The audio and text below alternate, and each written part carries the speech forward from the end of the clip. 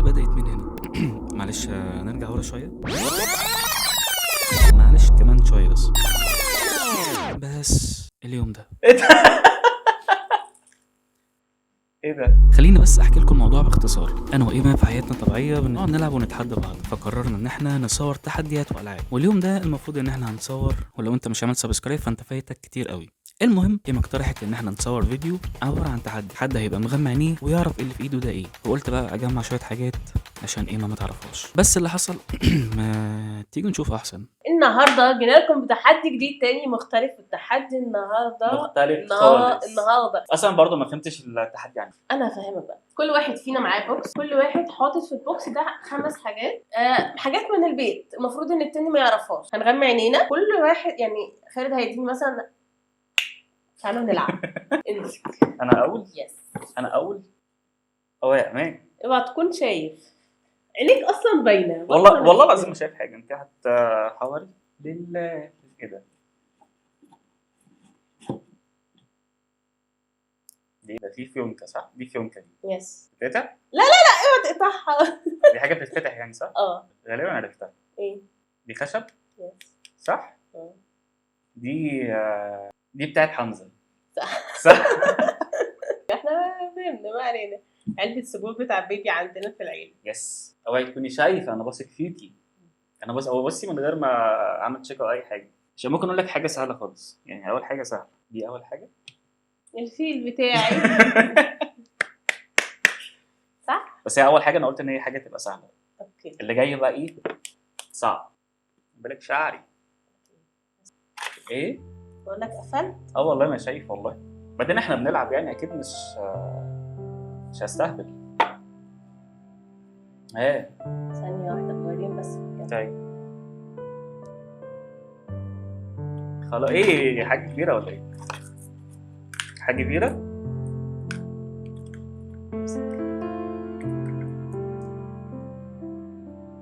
سبحه دي ولا ايه؟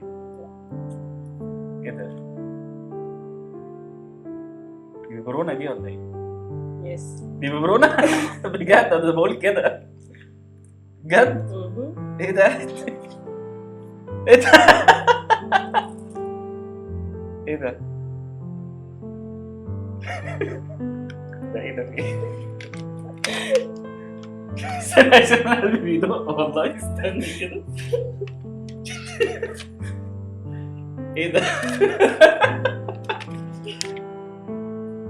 خالد الوقت.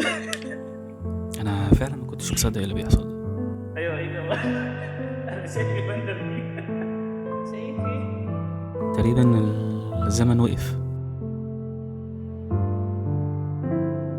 قبل اللحظة دي بيوم إما كانت قايلة لي إن هي راحت للدكتور وعملت تحاليل والنتيجة كانت سلبية، وكانت متضايقة جدا، وأنا كان جوايا إن إحنا بنعمل التحدي ده عشان نطلع من اللي إحنا فيه. لكن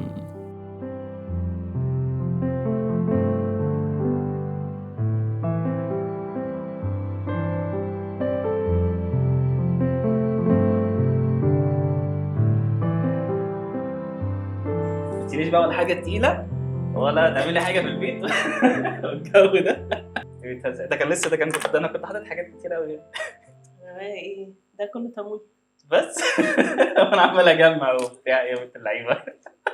ليه بتعملي كده؟ طب ما قلتليش ليه؟ طب من امبارح. طيب انا اقول لك ليه؟ طب ما انا عماله اقول لك تعالى نصور بالباتري. ماشي، ما قولي لي عادي. قولي لي يا ست وانا هتفاجئ. يعني قولي لي انا هعمل نفسي متفاجئ يعني، بس تسيبي لي كل ده. ايه شايف ماما عماله كل شويه تستوري يا قلبك. لا ما انا عادي. انا قلت ماما بتتصل عادي، ما فيش حاجه.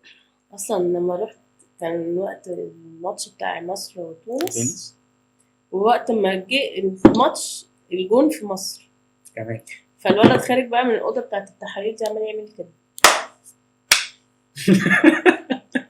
انا رحت قلت له تمام ماشي شكرا. رحت قايمه انا وساره ماشيين. قال لي انت رايحه فين؟ قلت له ماشي. مش انت قلت لي مفيش حاجه؟ قال لي حتى لو مفيش حاجه مضافه تاخدي ورقه شيك. قلت له لا شكرا مش عايزاها. قال لي لا استني خير ان شاء الله. بعدين راح خرج. بعدين بشويه خرج حط الورقه في الظرف وبتاع. الاستاذه ايمان فرحتنا بجد ما كانش ليها وصف.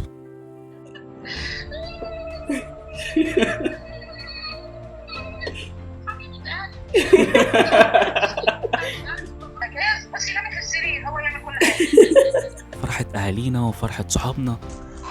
من جابتنا على خير يا رب يكملها على خير يا رب يكملها على خير يا بنتي. وعدينا بالفترة الصعبة اللي في الأول كنا فاكرينها سهلة.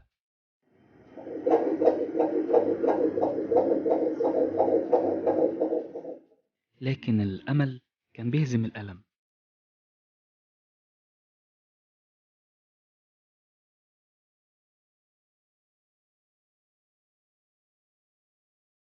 والتعب اللي كنا حاسين بيه طول 9 شهور طار مع أول نظرة لأيان.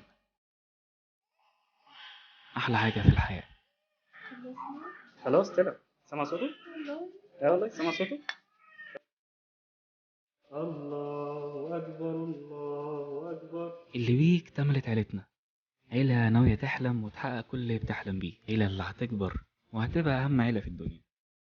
أيان، ربنا يحفظك يا حبيبي ويخليك لينا ويبارك لنا فيك يا رب، واشوفك انا ومامتك اهم حد وانجح واحد في الدنيا. ربنا يقدرنا ونحقق لك كل اللي بتتمناه وتبقى دايما فخور بينا زي ما احنا كمان فخورين بيك. ربنا يجعلك بر بينا ونشوفك من عباد الله الصالحين. عايزك تعرف اننا بنحبك جدا وانك جيت خليت لحياتنا معنا وبقيت اهم حاجة فيها. وان شاء الله لما تكبر الفيديو ده هيبقى ذكرى حلوة ليك. ربنا يحميك يا حبيبي. لو وصلت لحد هنا ما تنساش تعمل لايك وسبسكرايب ونشوفكم في فيديو جديد. سلام.